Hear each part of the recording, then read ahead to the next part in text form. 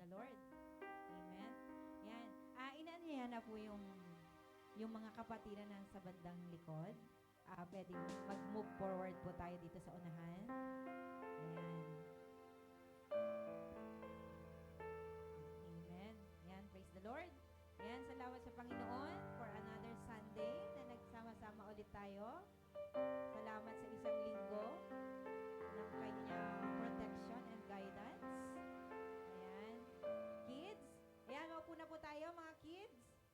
Amen. Mag-start na tayo. Praise the Lord. Ayan.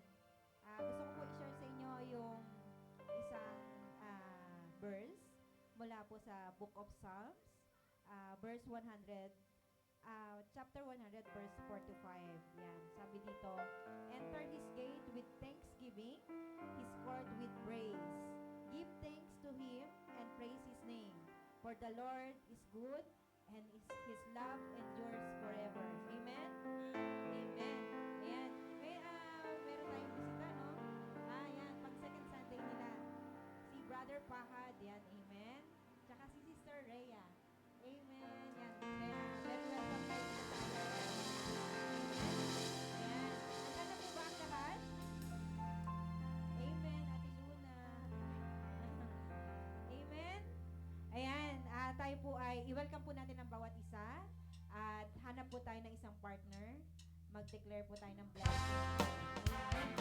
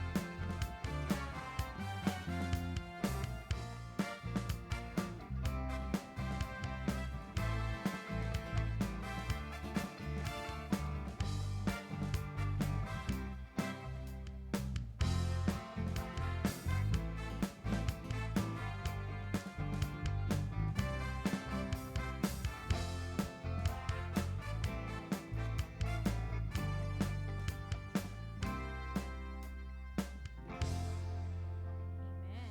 Yan. Ngayon naman po, as one body in Christ, let us declare our mission and vision and creed. Yeah, together. Amen? Ready na po ba ang lahat? Amen. Okay. IRM Ministry Mission. We exist to glorify God by obeying His great commandments and fulfilling the Great Commission. IRM Vision, redemption and transformation of all nations. IRM Creed, I worship God, the great I am, Redeemer and Masters, who values my faithfulness and expects humility and integrity in all my words and deeds. I belong to a church that exists to love God above all and share His love with others. I belong to a church that nurtures a relationship with God and people. I belong to a church that impacts our community, our country, and the world. I belong to a church that embodies servant leadership. A church rooted in the Word of God, a church united in prayer, a church commissioned to become intentional in redeeming lives and making disciples. This is who I am, IRM. Ngayon naman po yung ating verse for today. Yan. Psalms chapter 27, verse 4 to 5. One thing I ask from the Lord, this only do I seek, that I may dwell in the house of the Lord all the days of my life, to gaze on the beauty of the Lord and to seek Him in His temple. For in the day of the trouble, He will keep me safe in His dwelling. He will hide me in the shelter of the sacred tent, and He set me high upon a rock. Amen. Yan. Samahan niyo po ako sa maikling panalangin. Yes, Oh, hallelujah, hallelujah. Panginoon, we praise you because you are so good. You are so faithful and worthy in our praise, Panginoon. Panginoon, bago po kami dumako sa trono ng iyong biyaya, O Lord, patawarin mo po kami, Panginoon, sa aming pagkukulang, Lord, sa lahat ng bagay na aming nagawa, Panginoon, na hindi naging kaaya-aya sa iyo, Panginoon. Panginoon, sabi mo nga po sa iyong salita, if we confess our sin, you are faithful and just, will forgive us our sins and purify us from all unrighteousness. Thank you so much, Lord, for your grace and forgiveness. Thank you for your love, for your protection, Panginoon, sa amin, and for your provision and your blessing to us, O Lord. Lord, sa hapon po ito, Panginoon, I surrender, Panginoon, kung ang lahat ng aming gagawin, Panginoon, sa pananambahan namin sa iyo, Panginoon. Simula po sa praise and worship, Panginoon, i-anoint mo nga po sila, Panginoon. Use them effectively, Panginoon, na mag-lead, Panginoon, sa amin sa praise and worship, O Lord. Patuloy mo nga pong gamitin, Panginoon, ang talent ng lamb team, Panginoon. At patuloy mo po silang katagpuin, Panginoon. Use them effectively, Lord. And Lord, bless them also in spiritual, Panginoon. Lord, I pray also sa magiging speaker namin today, Panginoon. Anoint him, O God. Ikaw nga pong ang mangusap, Panginoon, sa bawat isa, O Lord. Open our heart, our mind, Panginoon. At sa lahat ng maririnig namin yung salita, Panginoon, ay ito po ay mag-transform, Panginoon, sa aming buhay, Panginoon. Tulungan mo din kami, Panginoon, na lahat ng matututunan namin ay may iput in action namin, O God.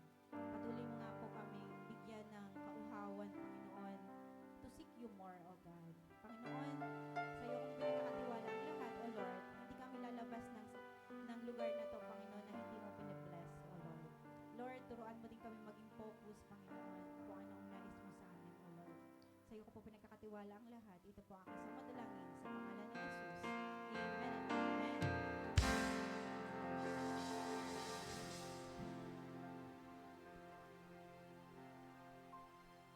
Praise the Lord! Hallelujah! Palakpakan natin ang Panginoon! Dahil nga, palakpakan!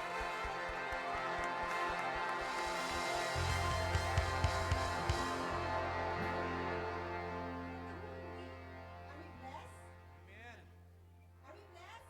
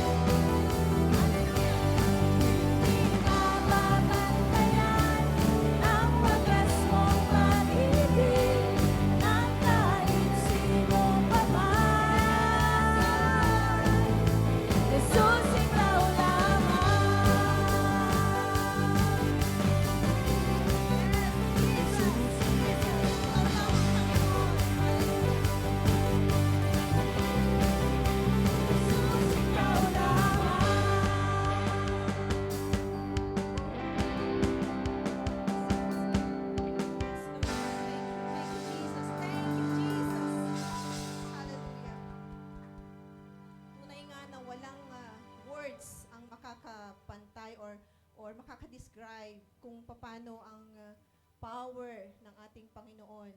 Awitin po natin ang worship para sa Panginoon. Let's do the serenade. Let's make this song personal serenade to God.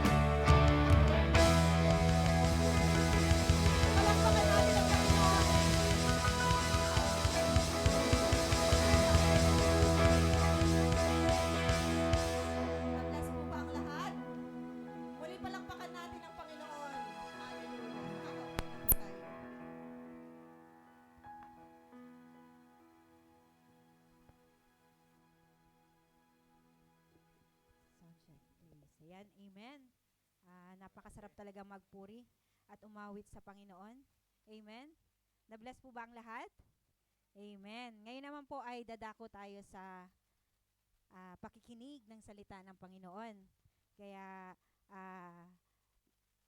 hinihiling ko po na i-silent po natin, iput po ng silent mode natin yung ating mga mobiles.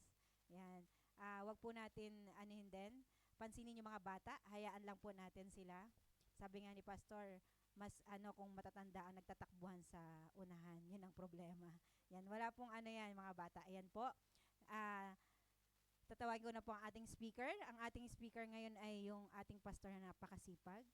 Talagang walang sawang dinadahal, pumupunta dito. Kahit sa midweek prayer. Amen. Talagang nililipad niya ang Dubai to Ras Al Khaimah. Kaya yon, hindi lang tayo sinasamahan, hindi lang tayo sinasamahan physically, sinasama niya din tayo sa prayers nilang mag-asawa. Kaya talagang blessed na blessed ang IRM Ras Al Khaimah sa kanya. Hindi ko na po papatagalin. Tawagin ko po si Pastor Jonathan. Amen. Salamat po, Ate Luna. Yan. Yan. Magandang hapon po sa inyong lahat. Yan. Isa pong karangalan ang sa inyo yung muli makapag-ministry at isa pong kagalakan na kahit na tayo po ay lumilipad papunta rito. Hindi, okay lang. Yan. This is the joy of the Lord to serve Him.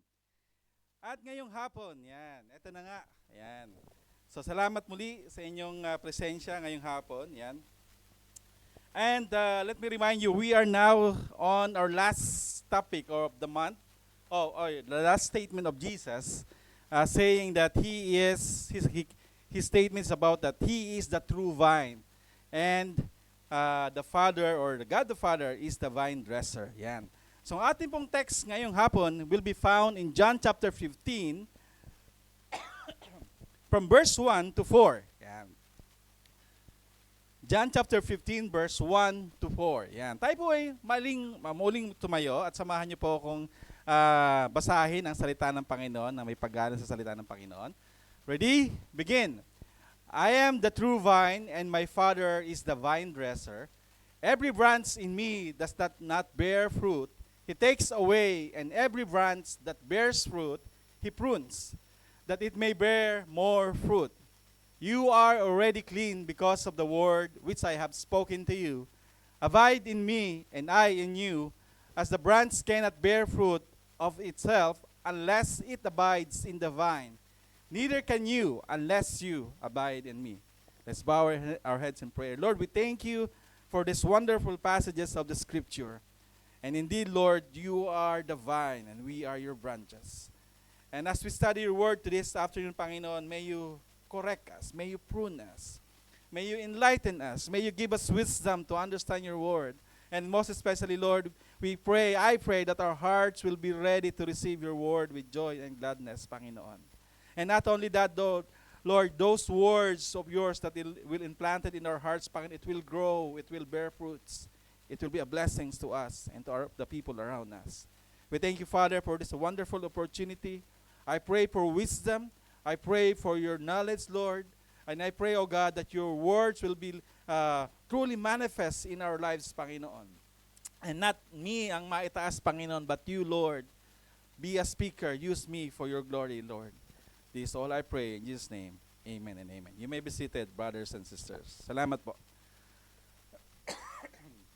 So the title of our message this afternoon is about, yun nga po, yan, balikan natin, no? The beauty of the gardener's pruning. Yan, ang kagandahan ng pagpuprune o pag-aalaga ng isang gardener. Ang ginatukoy po na gardener dyan ay ang Panginoon. So, the beauty, to simplify this message, is say, the beauty of God's pruning. Ang pruning po ay tinatawag na pagtatanggal, yan, pag-aalis sa mga hindi ka nais-nais. Yan. So yung katabi nyo, hindi ka nais-nais, aalisin niya ng Panginoon. Hindi, joke lang, yan, hindi tayo doon. Yan. So, hindi po yun ang tinuturo dyan, ano po. So, nung unang linggo po, ang title po is The Blessings of the True Vine. Ang biyaya ng tunay na nakakonect doon sa tunay na puno ng ubas. And the second week, the chairman only speak about stay connected and be fruitful. So ngayong third week, yan, we will be talking about not only with the vine, but the process of pruning. Yan, yung paglilinis, pagsasaayos ng Panginoon sa buhay natin. So isang puno ng o sa sanga. Yan. So let me give you a quick background. Ano po? Pruning the plants, sabi dito, and trees always bring wonderful results. Ang paglilinis at pagsasaayos, hindi yan para maipasama, kundi it always bring wonderful results. It removes those dead branches, overgrown leaves that hinders the sunlight to penetrate, and also pruning makes the wind blows nicely sa mga branches. Yan. Yung kumakaway-kaway yung mga branches, hinahangin yan. Yan. Mamaya makakatulog na kayo kasi may hangin-hangin sa inyo. No? So hindi po. So and the wind blows nicely on the branches so that the wind, when the wind is blowing, enter to the branches. Ang ginagawa po kasi nun, inaalis niya yung mga fungi na dumidikit. Yan. Para nahanginan sila. Yan. Pansinin niyo po, yung mga halaman na hindi masyado nahanginan, kinakapitan niya ng mga iba't ibang klase ng insekto, mga fungus, bacteria, yan. Kaya minsan tayo lumalabas sa bahay para magpahangin kasi nasa loob ng bahay tayo ay kinakapitan tayo ng maraming problema. Yan. So in reference to that, the text says, Jesus says, He is the true vine. So mayroong tatlong tao o tatlong description dito. He is the true vine, and the Father is what? The vine dresser. Sa ibang salin po, it speaks about the gardener. Yan. And sabi po dito, yan, sa ating text, yan nga po yung sinasabi. And sabi, and the Father is the vine dresser, at tayo yung mga sanga. Yan. Jesus is the true vine, siya yung puno, tayo yung mga sanga.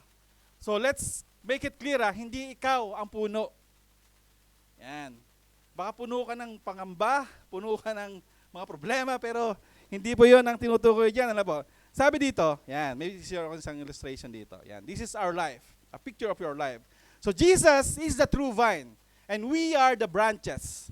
And the vine dresser, he cuts those extra branches para ma-concentrate yung nutrients na nagmumula sa Panginoon. Yan. Sabi daw, every Christians and believers of Jesus are the branches connected to the main source, the vine, Jesus. So ibig sabihin po yan, the vine is the source of everything that the branch needs to live. Tama ba? Ang kailangan mabuhay, para mabuhay ang branch, kailangan nakakonekta sa puno. Sabi dito, the vine is the source of everything that the branches need to live and to grow and to bear fruits. No matter how strong is the vine is, kahit pa gaano kalakas yung vine na yan o yung branches na yan, no matter how healthy is the branch, the moment it is separated or detached from the source, mamamatay. Di ba? Very simple logic. The moment the branch is detached from the vine, it will surely dry up and die. The branch has no life itself. The life is coming from the vine. So yung branch mismo, yung branch po na ito, wala pong buhay yan kung walang na-connect siya sa vine. Yan. Excuse me. So pruning is also the process of cleaning. And verse 3 says, the word that I spoke to you, sabi po dun sa verse natin yan, the words, and you are already clean because of the words that I spoke to you. Tayo po ay nilinis ng Panginoon sa pamamagitan ng kanyang salita. Mga kapatid, the aim of this blessed and beautiful process of pruning is for the branch to bear fruits. Ang aim niyan is para tayo ay mamunga. Ano po? Kaya may pruning, may cleaning is for us to have more, to bear fruits, para mamunga. God's pruning and cleaning is not to harm us or destroy us, but to make us fruitful and more fruits. And the purpose of that is to bear fruits, para may bunga. So basically, paulit-ulit na sinasabi na Kaya nakakonekta yung vine, kaya nililinis yan, kaya yung branch ay nakakonekta sa true vine is para tayo ay mamunga. Yan, para mamunga at magbigay ng kalulatian sa Panginoon. So, inom lang po akong tubig, saglit lang at ako'y nauuhaw. So that's the purpose of pruning, for us to grow and to bear fruits. So, ngayong hapon, let's understand 3 valuable points kung bakit mayroong pruning. Yan. So number 1, sabi dito, pruning is to produce, not to reduce. Yan. It is for us, not for the reduction, para bawasan ka, but for you to produce. Excuse me. Sabi lang, the process of pruning is not to reduce your productivity, but to improve it. Amen? Ang process po ng pruning, para hindi ikaw ay i-down o bawasan, but to improve your productivity. And not only to improve that, to maximize the fruitfulness of the branch. Pruning is a must. Kung gusto po nating lumago sa Panginoon, mag-bear fruits, kailangan may pruning. Yan. Because pruning, ang sabi po dito sa third verse natin, sabi dito, the process of pruning is not to reduce your productivity, but to improve it and to maximize it. Another thing is, pruning centralizes all the needed nutrients of the branch so that it will bear fruits. Parang china-channel niya yung mga umaagaw sa mga pagpapala o sa mga nutrients na para matanggap ng branch, tinatanggal ng vine dresser para ikaw ay mamunga. Siguro question, the reason why we are not bearing much fruits because baka marami pang nakasanga-sanga sa atin. Ano po? Tama ba? Baka marami pang dapat kailangang putulin. Yan. Ang sabi nga, kung masakit ang ulo mo dahil sa tag-araw, dahil mainit ang panahon. Hindi dahil dyan sa init ng panahon kaya masakit ang ulo daw. Baka dahil may sungay na lumutubo sa ulo natin. Kaya sumasakit yung ulo natin. So kailangan putulin. Joke lang po baka mag-argue sa akin. So that's the to produce and not to reduce. Kaya mayroong pinagbabawal, paglilinis ng Panginoon is for you to be more fruitful, kapatid. Kung minsan, tinutuwid tayo ng Panginoon, huwag tayong magtatampo, huwag tayong sasama ng loob sa Panginoon. Kasi ang naisin at layunin ng Diyos is para ikaw ay mamunga at lumago sa iyong pananampalataya. Let's continue. So as Christians connected to Jesus, pruning is not to reduce your ministry. It is not to reduce your service. It is not to reduce your prayer time. It is not to reduce your giving, your generosity, your worship. Pruning is to make you more deeper into it. So sa ating paglilingkod, papetex-petex lang tayo yung pruning, it will bring you more fire sa paglilingkod, sa pag-ministry, sa pananalangin. Alam niyo po, minsan tinatanggal ng Panginoon yung mga distraction na yan para ikaw ipatuloy na manalangin at maglingkod sa Panginoon. Pruning is not to reduce your growth, but it is to make the branch grow with strength and to bear fruits. Kasi for example, kung ang branch na ito ay papayat-payat at mamumunga siya ng malaki, hindi yan makakaya. Malalaglag. Tama ba? Mababali. So kailangan yung branch na ito ay healthy and strong. And the beauty of that is pruning is dahil na-channel yung lahat ng nutrients papunta sa certain branches o sa certain branch, lumalakas ito. Yan. Tumitibay ito. Pansinin niyo po sa animal kingdom, yung mga tupa o yung mga anak ng mga animals na laging nakakadede o yung mga lumalakas, di ba? Pero yung mga parang humihina kasi natatalo sila. So the reason why the Lord is pruning us not to make you weak, not to make you parang loser or something like that, but to make you a stronger person. The Lord wants you to be strong so that when the fruit comes, kaya mong panghawakan yun, kaya mong i-bear yung fruits na yan. Sabi nga, bear the fruits. Dalhin. So, when God wants you to grow, the Lord's will break you first. Kung nais mong lumago sa Panginoon, ang kailangan unang mangyari is ma-break ka. Maayos yung buhay mo. Breaking means mayroon kang remorse, pagsisisi, Lord, tunay nga na ako'y makasalanan, Lord, and I need you. That's the starting point. The second point is, when the Lord wants you to grow more stronger, He will remove your comforts. Minsan pinapadaan ka ng Panginoon sa apoy. O minsan pinapadaan ka niya sa desierto. Kasi minsan over-comfort na tayo, we don't want to leave that specific spot kasi komportable tayo.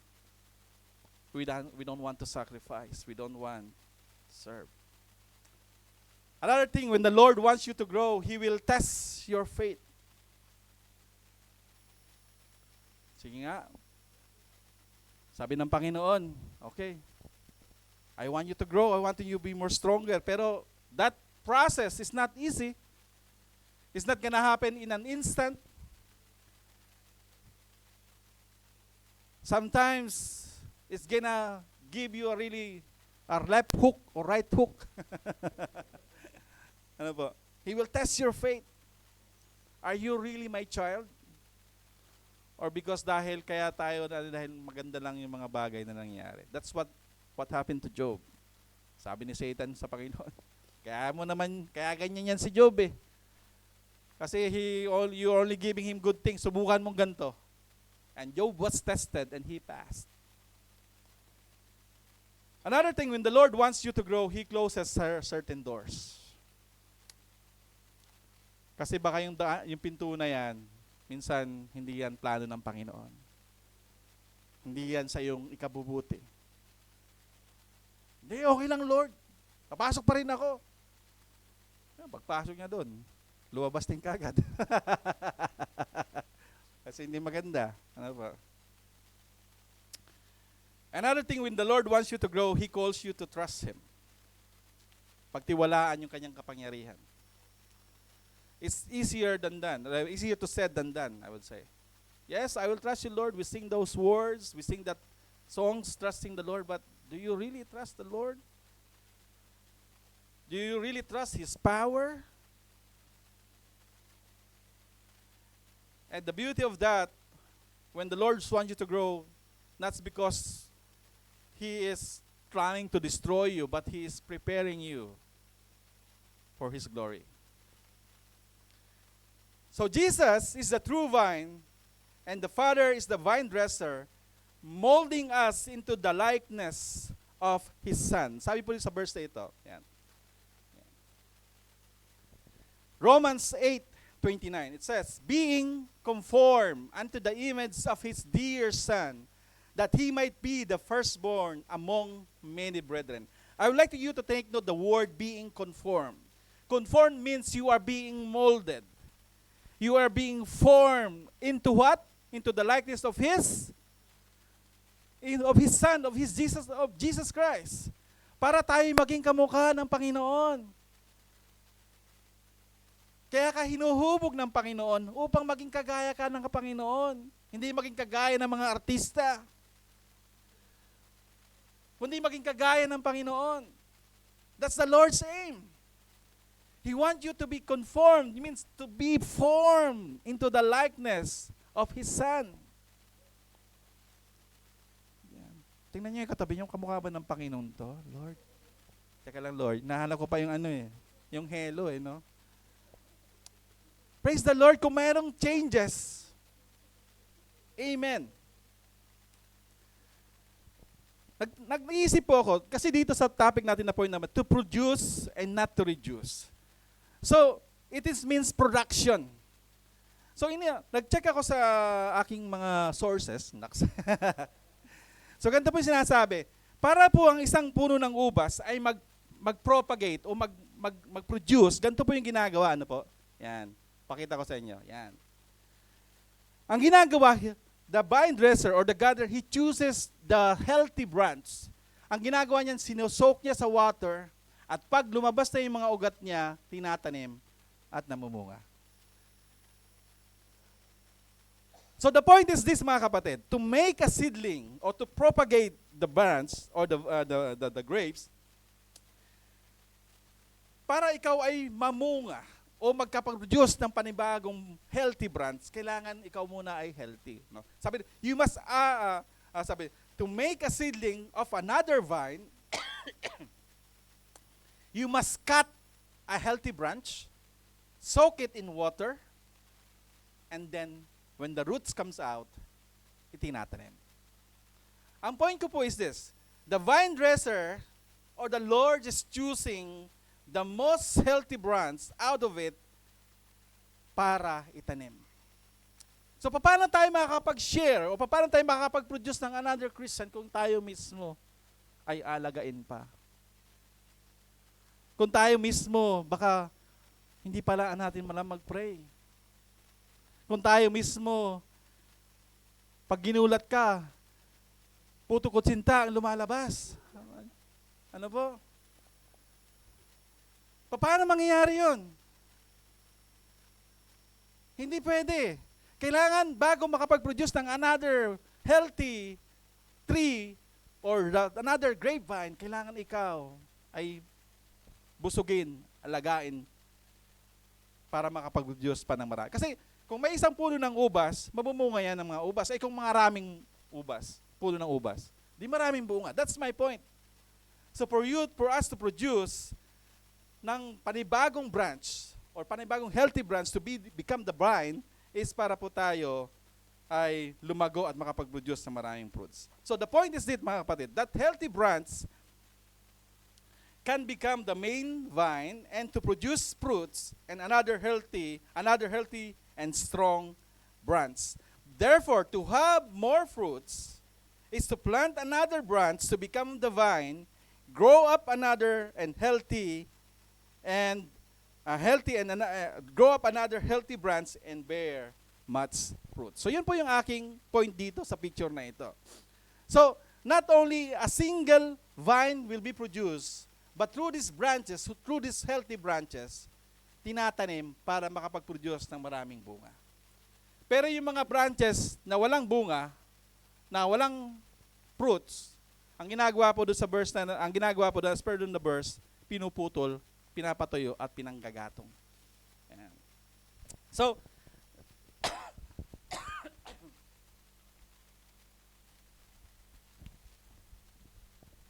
that's the beauty, the first point, the beauty of God's pruning or the gardener's pruning. Number 2, yan, the beauty of the gardener's pruning is to employ and not to destroy. To simplify this, is not to destroy or is to preserve you and not to destroy you. I-preserve ka, pangalagaan ka, at hindi ka sirain. That's the beauty of God's pruning. To employ you, to preserve you, and not to destroy you. Sabi po dito, the vine dresser will not destroy those branches that bears fruit. Only those unproductive branches He removes. Ang sabi po dito, His loving kindness, yan, ang nagpe-preserve sa atin. Sabi dito, He preserves and nourishes. He constantly watches the branches that bears fruit.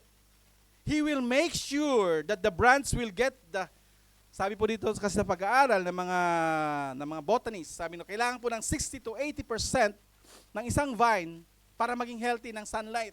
So the gardener, he wants to make sure, or he will make sure that the sunlight and the branches will get 60 to 80% of the sunlight throughout the day. And also, the gardener or the vine dresser, He makes sure that the wind can flow freely among the leaves, among the branches. Yan. Yung nga po yung sinabi ko kanina. Kasi if the sunlight and wind cannot penetrate into the branch because of those overgrown leaves and other dead branches, God, the vine dresser, will cut off those hindrances, not to destroy the healthy branch, but to preserve it.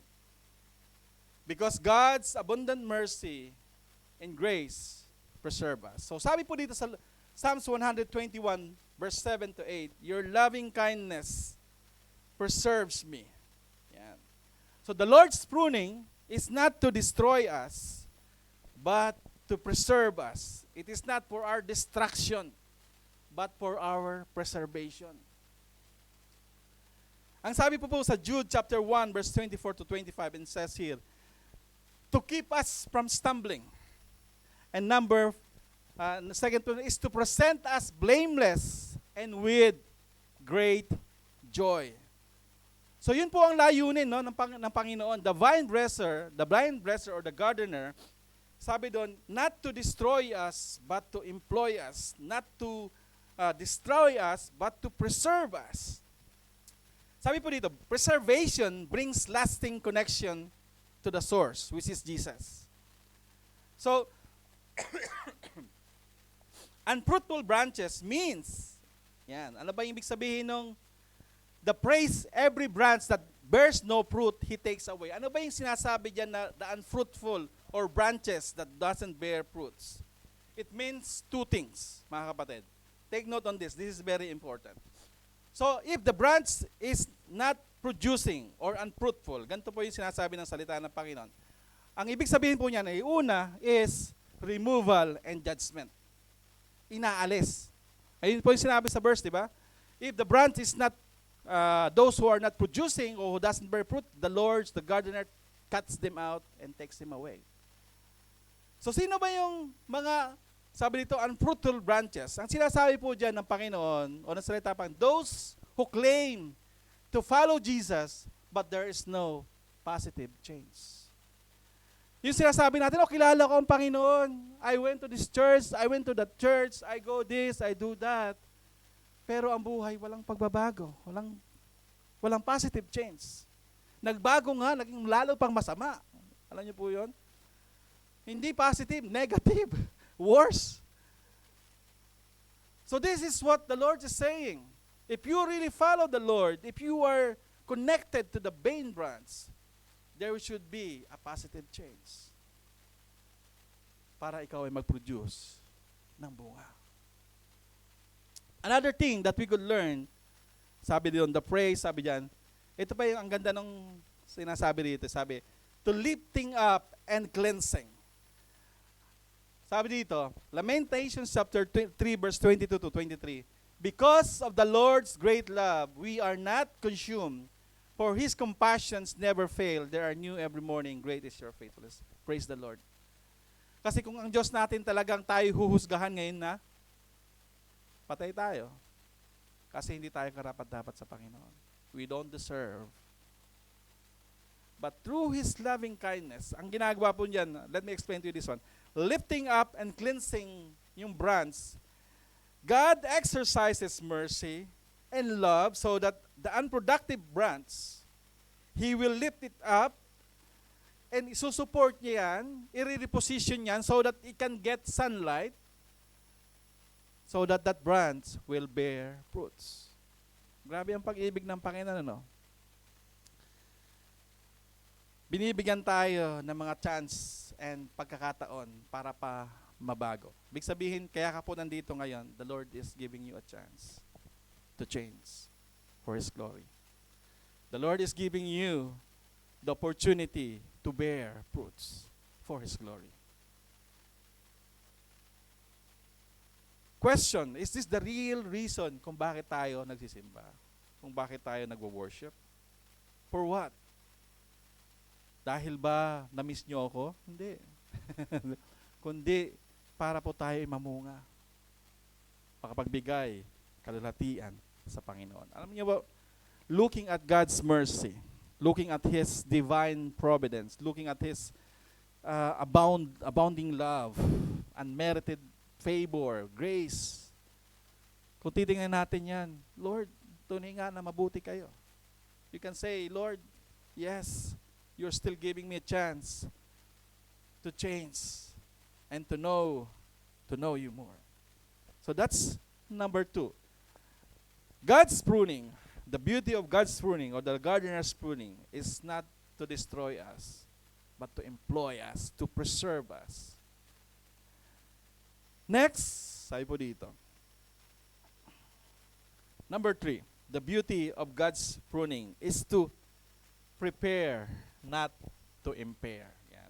What do you mean by impair? It means i-degrade or i-devalue or hindi ka bigyan ng pagkakataon. Yan. Hindi po yan emperador, ha? Impair. Baka dagdagan nyo. Yan. The beauty of God's pruning is to prepare you para ka ihanda sa piyesta. Panglitsyon pala, no? Hindi po. The Lord is preparing us and not impairing. It means to degrade, i-devalue. Yan. Every branch, salamat sa Panginoon sa mga bunga na mayroon tayo. Sabi doon, every branch that bear fruits, He prunes, so that He will bear more fruits. God is preparing the branch not only to bear some fruits, but more fruits. Amen. Alam niyo po, isang kagalakan na makita namin kayo, na kayo na rin po nagli-lead ng mga Bible studies. Alam niyo po yun. You pray for somebody, at tumatayo kayo dito sa harapan, isa pong kagalakan, isang bunga yan. Yan. Sabi niyo, Lord, I will serve you. God is preparing the branch not to bear one or some fruits, but more fruits. Let me share you one verse. Sabi dito. Sorry. Ayan. Second slide. John 15, verse 16, the same chapter. It says there, you did not choose me, but I choose you and appointed you so that you might go and bear fruits. Fruit that will last, and so that whatever you ask in my name, the Father will give you. Ang sabi dan, fruit, and you will go and bear fruits, and fruit that will last. And whatever you ask, the Father will give you. You want answer of prayers? Ito yun. Yan yung sagot. Do you want the Lord to answer your prayers and to glorify Him? Kailangan magbunga. Yan. Kailangan may makitang bunga sa buhay natin. What are these fruits or lasting fruits? Ano ba yung fruits na yan? Yan. Yan ba yung nahalo sa halo-halo? Hindi. Yan. Sabi po dito, what are lasting fruits? Lasting fruits is, number 1 is internal. Internal fruits. Ito na yung sinasabi, nabanggit na po ito sa mga nakarang messages sa Galatians chapter 5, verse 22 to 23. Sabi diyan, but the fruit of the Spirit is love, joy, peace, forbearance, kindness, goodness, faithfulness, gentleness, and self-control. Against such thing, there is no law. Yan. Yan po yung tinatawag na internal change or internal fruit. Kung dati, tayo po ay, anong opposite ng love? Hateful. Yan. Ayaw natin laging makikita yung mga tao. Ngayon, dahil binago ka na ng Panginoon, yan, approachable ka na. Yan. Kung dati, egocentric tayo or parang centralized tayo, selfish tayo, ngayon, mapagbigay ka na. Kung dati, tayo ay malungkutin, dahil binago ka ng Panginoon, masayahin ka na. Kung dati tayo ay may Forbearance, ano ba sa Tagalog yan? Hindi ko alam. Ibig sabihin, pagtsatsaga, mainipin. Yan. Hindi ka makapag-intay. Yan. Ang hirap kasi maghintay, ano po, lalo na kung ano ka, ikaw ang nauna. Yan. Tapos walang dumarating. Yan. Ngayon, gentleness and self-control. Gentleman's kaamuan. Yan. Self-control means hindi ka agad overacting. Yan. You think first, Lord, anong sasabihin ko pa, Panginoon? Makapaglulahati ba sa ito o hindi? Diyan tayo palpak minsan, ano po? Self-control. Meron lang tayong self, wala tayong control. That's to be developed as a fruit. O baka hindi pa namumulaklak sa buhay natin. Ano po? Minsan nagbunga na yung self-control, nalaglag. Yan. Dahil nakipag-away tayo. Yan. So that's the lasting fruits na sinasabi, internal. Second, this is very important, is external. Yan. External fruits. Yan. Ano ba yung external fruits, Pastor? Ano ba yan? Kapag naglalakad ba ako, mamumunga ako ng mangga o mayroong nakasabit na mansanas. Yan, pag umiti ako, may ubas na kasama. Yun ba yung Pastor? Hindi po yan. External fruits means, eto yan po eh, yan. Your life testimony. Yan. Yung buhay mo bilang isang Kristiyano. Yung buhay mo bilang isang mananampalataya. That's the external fruits. At ang sabi pa dito, sabi dito, a life which is a blessings to many. Parang ang sarap po laging kasama. Yun eh. Pag may kasama kayong laging reklamador, yan, iiwanan nyo yun. Bahala ka dyan. Di ba? Parang gano'n. Na wala nang nasabing maganda, kundi kapulaan. Yan. Yan. Totoo yan, ano po? Na kunyari, parang sa office namin, yun na, may present ka, lahat na lang negative ang sasabihin doon sa presentation mo. Walang support. Ano po? So that's a blessings to many. And number 3, sabi dito, a changed life that speaks more loudly than words. Yung buhay na binago.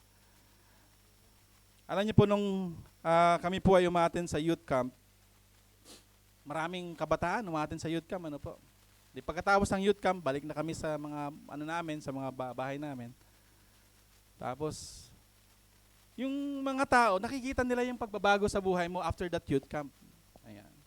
Pero mayroong mga tao, sabi, umatin ng youth camp yan. Pagkalipas ng youth camp, nandun, kainuman ko na kanina. Diba?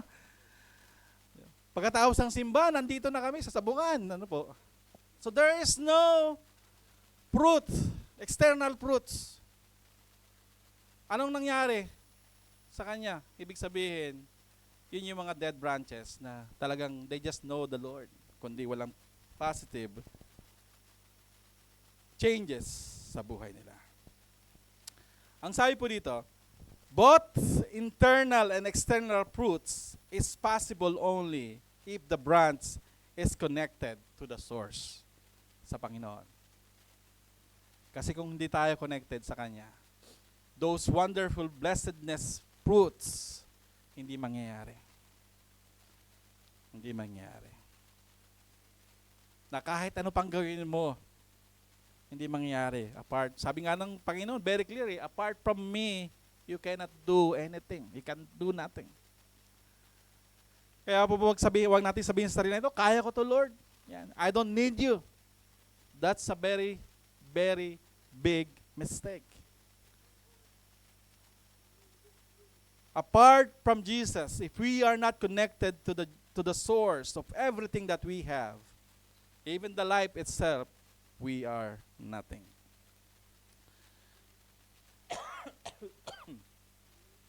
So, sabi po dito, the gardener knows the best methods, ways, and means to prepare the branch, you and me, yung branch po yan, ikaw at ako, to bear fruits.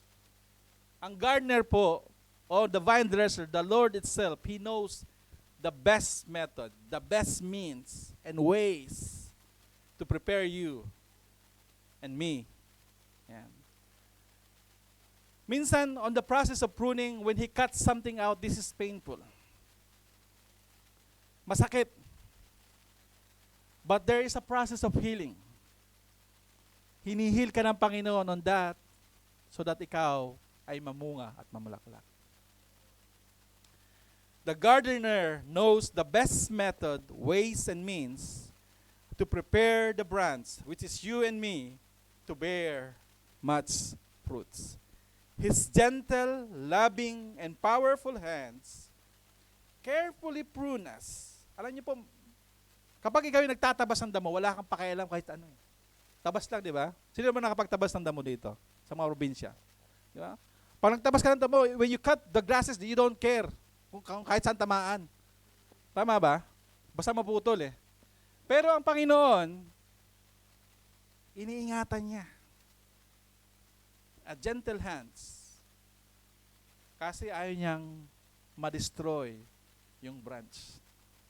Ganun, ang tindi ng Panginoon. No? He is willing to do whatever it takes for the branch to be pruned nicely and easy.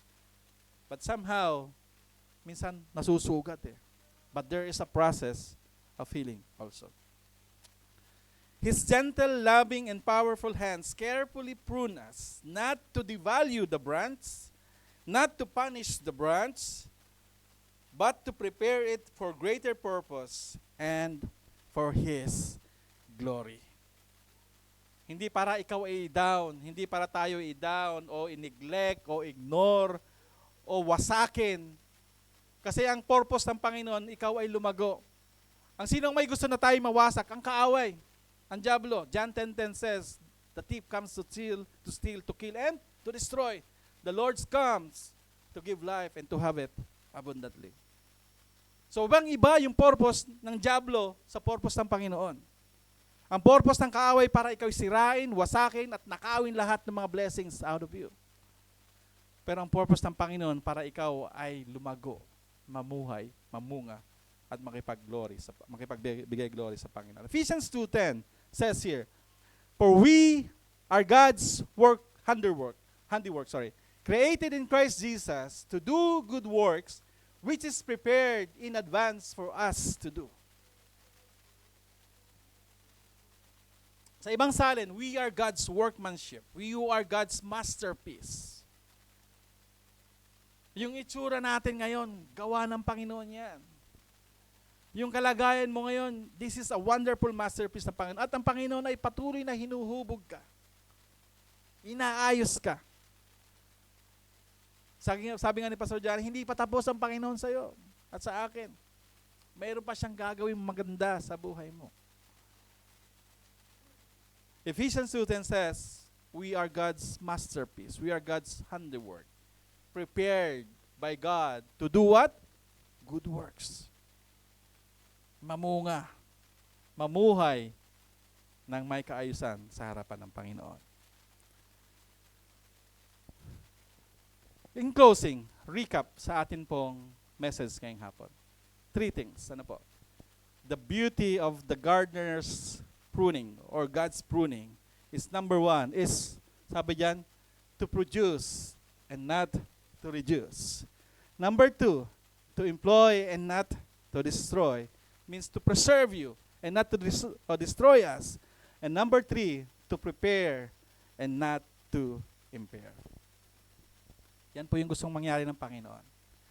As a reflection, I would like you to leave this one statement and I pray that this will really work makapagbigay ng message sa ating puso. Pansinin niyo po ang message na ito, sabi dito. Some of God's greatest blessings are not what He adds to your life, but what He removes from it. Amen. Ang mga blessings ng Panginoon, hindi lang yung mga dinadagdag sa buhay natin, kundi yung mga bagay rin na inaalis ng Panginoon. Willing ka ba? Ready ka ba? You want to bear fruits? That's the Lord's aim and goal sa buhay natin. Na tayo mamunga. Na tayo lumago. And the process of doing that sometimes is not easy. It's hurtful. But God's loving kindness ang nagpe-preserve sa atin. Amen? Shall we all stand? Niling ko po yung ating lamb team to help me in our response song. Awitin po natin yung last song natin kanina. And while they do that, shall we bow our heads in prayer? Let's come into the presence of the Lord.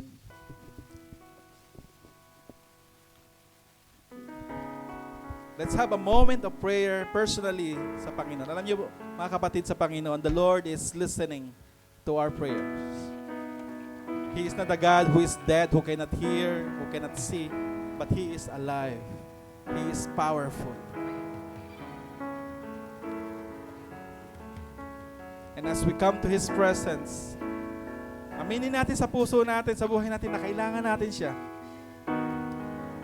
Na kailangan natin ang kanyang biyaya, ang kanyang pag-iingat. Kailangan natin siya para mamuhay. Kailangan natin siya upang tayo lumago at mamunga ng madami. Hallelujah.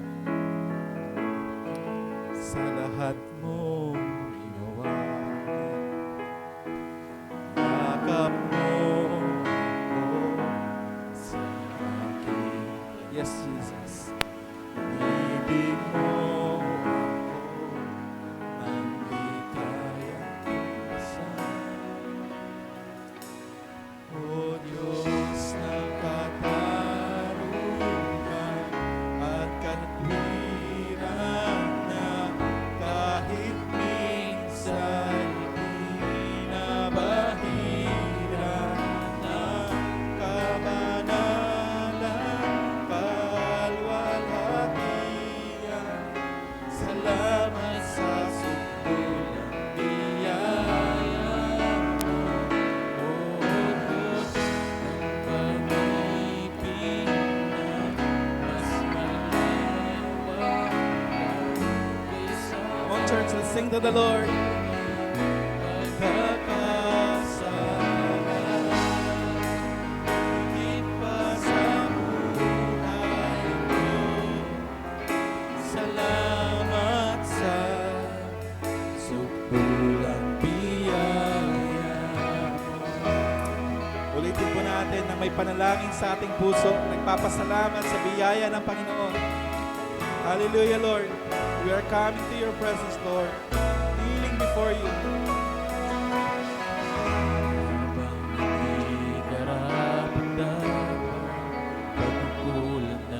Hallelujah. Come on, church. Let's lift our voices unto Him. Huwag mo muna intindihin yung mga problema sa paligid mo. Yung mga kailangan mong gawin. This is a time for you and the Lord. It is a time for you to come to Him and ask Him, Lord, sorry, Lord. Hallelujah. Damhin po natin yung pag-ibig ng Panginoon, ang kanyang pagyakap sa mga oras na ito. Hallelujah, Jesus.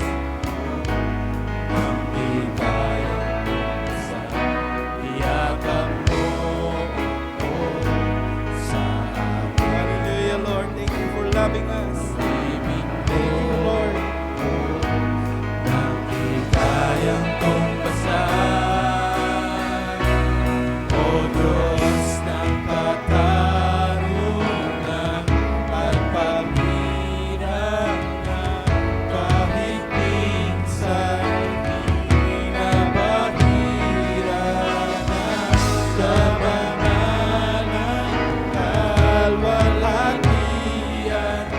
Salamat sa sukulang biyaya mo, O Diyos ng pag-ibig na mas malawak pa kaysa aming mga pagkakasala.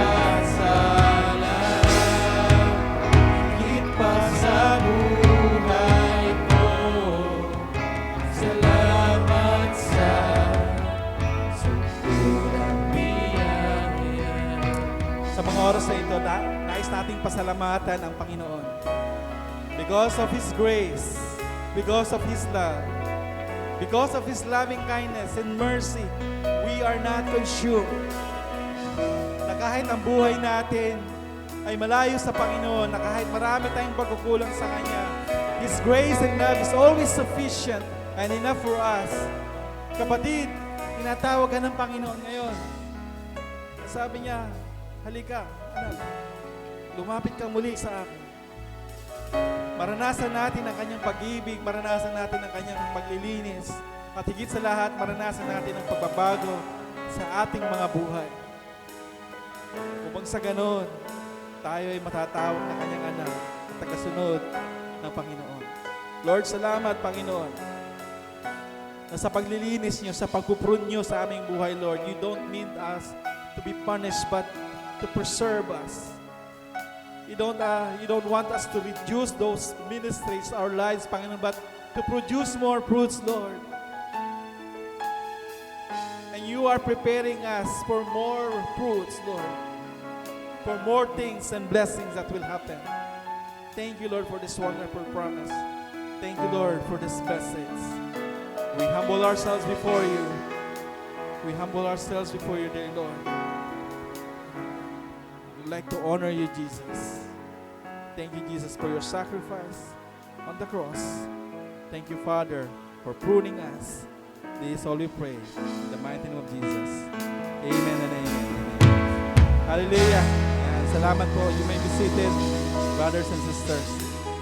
Salamat po sa inyo.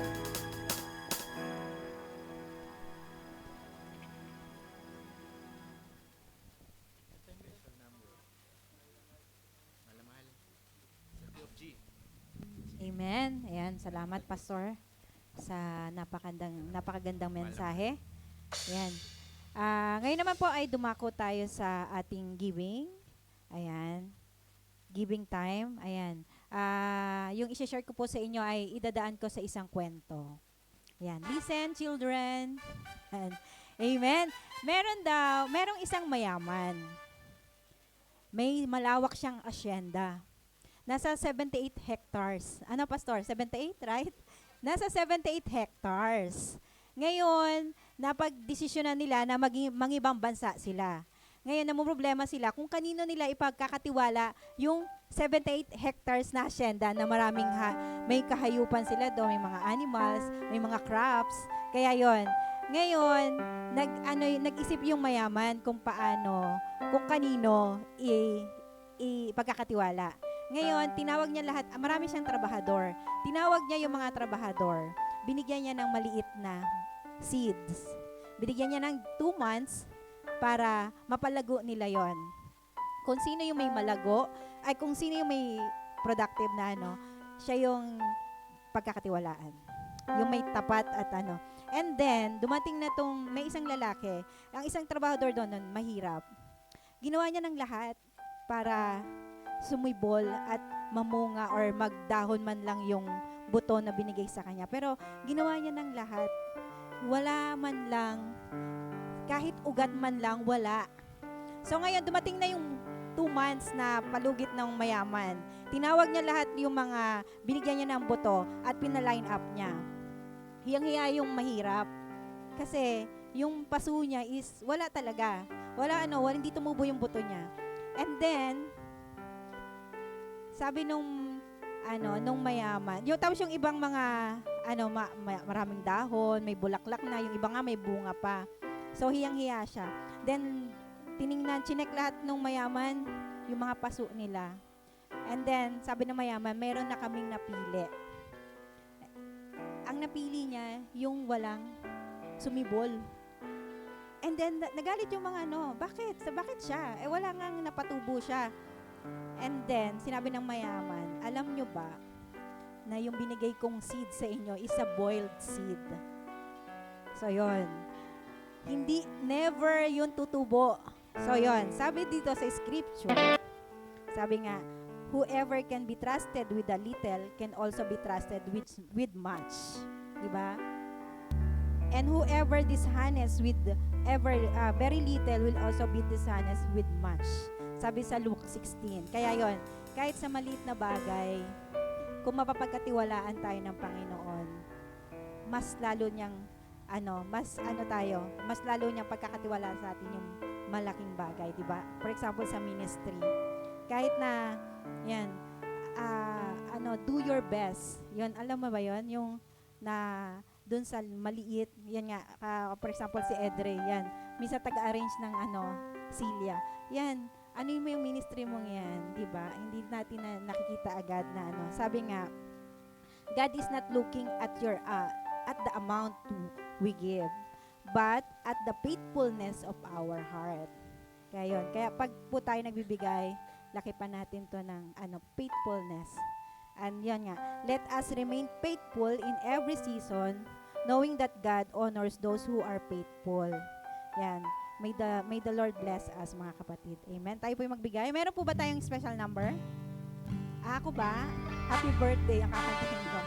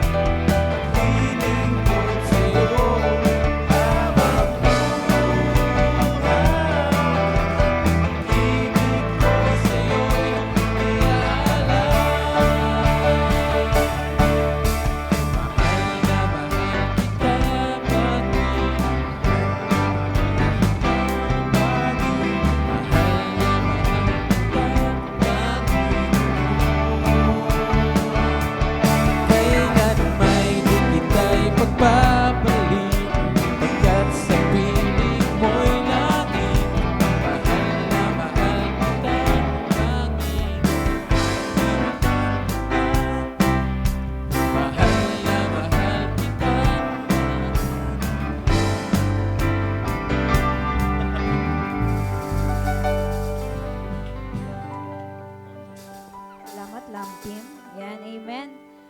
Samahan niyo po ako manalangin sa ating offering. Yes, Lord. Hallelujah, hallelujah. Panginoon, maraming salamat sa service namin, Panginoon, sa hapong ito, Panginoon. Panginoon, maraming salamat din, Panginoon, sa pagpapalang pinansyal na ito, O Lord. Nawa, Panginoon, ay magamit to sa expansion ng iyong kingdom, Panginoon. Lord, teach us how to be faithful to you, Panginoon. Tulungan mo din po kami, Panginoon, na maalala, Panginoon, ng lahat ng nasa amin ay galing sa iyo, Panginoon. At maibalik namin dapat kung ano yung nararapat sa iyo, O Lord. Lord, turuan mo din po kami magtiwala sa iyo, Panginoon. Turuin our financial, Panginoon. Tulungan mo din kami maging giver, Panginoon, sa simbahang ito, O Lord. Panginoon, ikaw po ang patuloy na magpala, O Lord, sa IRM Rizal. Kayo, mga Panginoon, ikaw po ang patuloy na umabot, Panginoon, ng aming mga pangangailangan sa simbahang ito, O Lord.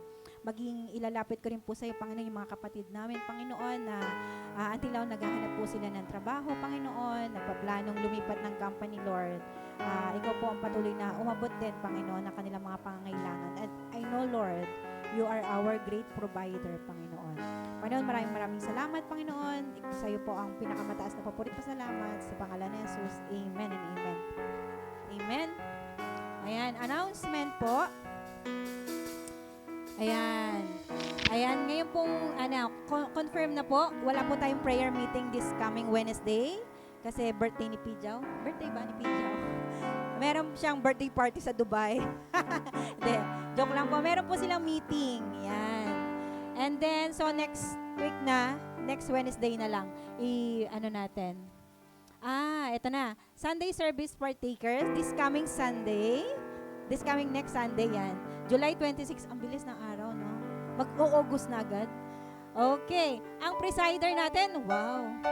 For a change, Brother Dido, nakaka-bless naman. Lumabas siya, Pastor, ayaw niya marinig. Lumabas si Brother Dido. Pakisabi nga, Kuya Eman, kasi ikaw ang next. Amen. Wow, praise the Lord. Pangalawa nating maririnig ang ating mensahera, si Sister Rominda. Amen. At ang venue po, dito pa din po sa Action Hotel. Amen. Another announcement, Direk, wala na po pala. Tatawagan ko po si Pastor Pijaw para sa benediction. Okay po. So, Kuya Arnold, nasa ka na? Bilang nag-CR. Yan. Sige po. Additional announcement, August 29 is our Sports Fest. Yan. Kung hindi pa po kayo nagre-register doon sa page, sa link, maaari po kayong mag-fill up na. Yan. At sa Sunday evening, pag-uwi ko pa ng Dubai, mayroon kaming meeting. Yan, ipa-finalize natin yung groupings and teamings. Yan. Yung mga games din. Mayroon pong options doon kung anong games gusto nyo. Wala pong boxing doon, saka wrestling ha. Baka yun ang hinahanap nyo. Okay. Ayan, so ano po yan. More on sports events. Ang aim po niyan is para makilala nyo rin yung mga kapatiran natin sa ibang Emirates. Yan. Para makita nyo yung mga nagagandahan at nagwagwapuhang mga kapatiran doon. Yan. Malay nyo, di ba? Doon kayo makaharap ng forever. Amen. So, yan po. August 29, last Saturday of August. Yan. So, kayo, takbo-takbo na, Kuya Eman. Ano na, bawas-bawas na ng mga, Yan, si Brother Marco, para yung laro na nila, no? Yan, ready na sila. So, sige po, tayo pong lahat ay magsitayo. And let's sing the doxology and we'll close in prayer. Praise God from whom all blessings flow. Praise Him, all creatures here below. Praise Him above in heavenly halls. Praise Father, Son, and Holy Ghost. Amen. Amen. Amen.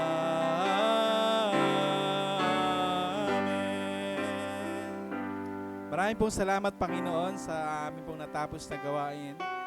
Salamat po, Panginoon, that you have teach us wonderful message about your loving kindness, your pruning, Panginoon, sa aming buhay, Lord. Ang pagsasaayos nyo, paglilinis nyo, pag-aalis nyo, Panginoon, ng mga bagay na nakakabigat sa buhay namin at mga bagay na nakakahadlang sa aming paglilingkod sa iyo, Lord. We thank you, Lord, for this wonderful message of pruning, Panginoon.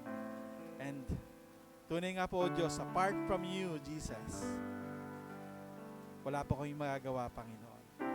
Let us be mindful also, Panginoon, na yung mga greatest blessings nyo sa buhay namin na hindi lamang yung mga dinadagdag nyo, Panginoon, but also for the things that you are removing is a great blessings also, Panginoon.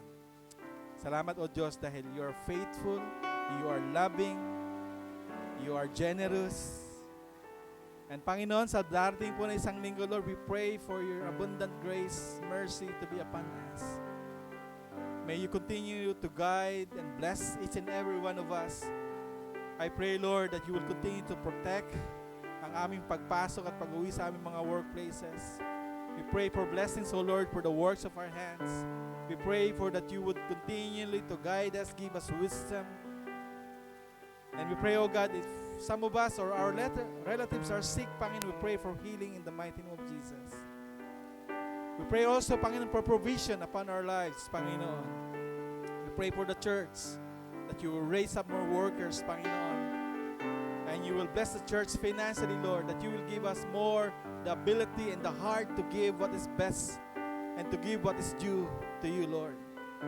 Maraming pong salamat, Lord. You are the God who gives, Panginoon. You are the God who provides. And we can never and will never happen, Panginoon, na ma-outgive namin ang iyong biyaya, Panginoon. Your blessings and provision are always sufficient and more than enough sa aming mga buhay. Lord, teach us to trust you. Teach us to honor you. Teach us to obey you. Salamat po, dakilang Diyos. Panginoon, we humble ourselves before you.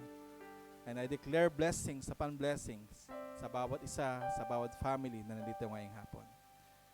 At ngayon, mga kapatid, malaya po nating tanggapin ang napakamayamang biyayang pag-ibig, kapayapaan, pagpapala at pag-iingat ng ating Amang Diyos.